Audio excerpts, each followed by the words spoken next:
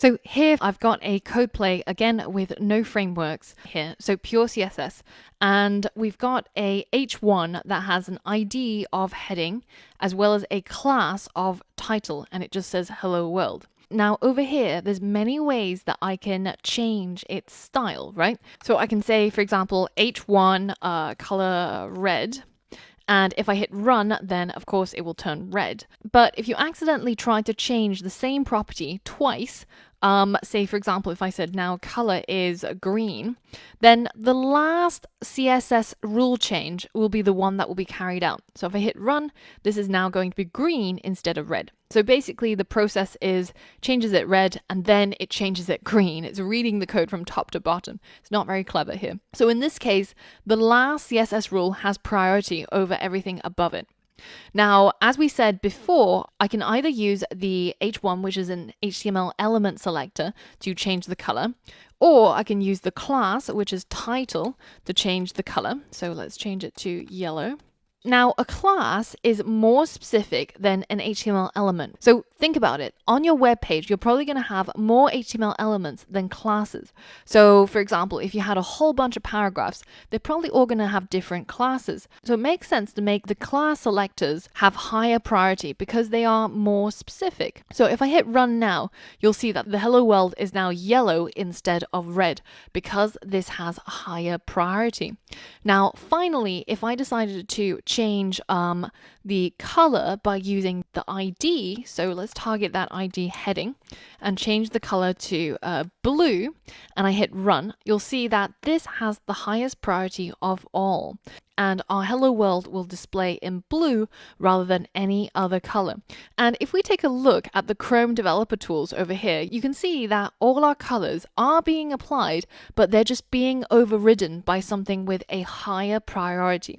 So that means that if this color change wasn't applied in the ID, so if we deleted this line of code, then it would go to the next highest priority CSS rule, which is the class, and finally it would go to the h1. So knowing what we know about how specific CSS rules are, for example, we know that inline styles are more specific than, say, internal or external CSS styles. So if we change the color here to, I'm running out of colors here, orange, and we hit run, you can see that this is even higher priority than the IDs, and that is overriding all of our external style sheet. So it can get pretty confusing very quickly. And also, if you're writing a lot of CSS code, very often you're going to get into the situation where you start writing conflicting rules, like this bunch we've got over here. So this ends up being a lot of code that's applied to the same thing, well, applied 3 times basically, and the last one standing gets carried through in the end. But this is very inefficient, and it's also very, very bug prone. So how can you prevent creating conflicting rules? Well, the first thing to remember is use IDs very, very sparingly. Don't try and use it when you can use a class. So for example, in our case, we've really only got IDs for our sections,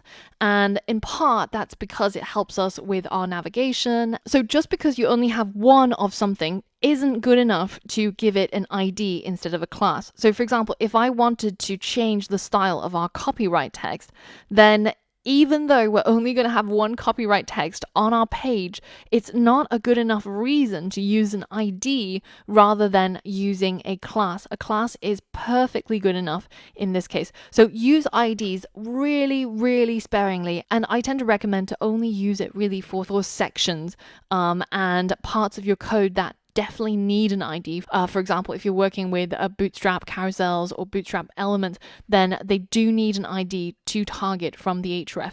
They need that navigational ability of the ID, and that is a case where you might consider using it. But always first consider using class instead of going straight to an ID, even if it only appears once. The other thing to remember is that when you're applying classes to your elements, to only use one class. I know that it seems a little bit weird because we're using Bootstrap, and Bootstrap loves its multiple classes, which irks a lot of people. But in terms of the CSS classes that you're applying yourself, for example, in this case, the h1 has a class of big heading, and it wasn't something like big and heading and I don't know, white, right? Where we have different styles for each of these classes, and together they make up the big heading. This is really bad practice because it's very, very easy to get into conflict that way. So try to keep it specific and try to apply only a single custom class to each of your elements. And the other thing is avoid inline styles at all costs. This is really, really bad CSS coding practice. There are no cases where your inline style cannot be solved by using the external style sheet. So this is just pure laziness and it's really, really bad practice. So don't do that. So those are just a few bits of good practice to incorporate into your workflow so that you avoid conflicts and you have less problems debugging your code later on.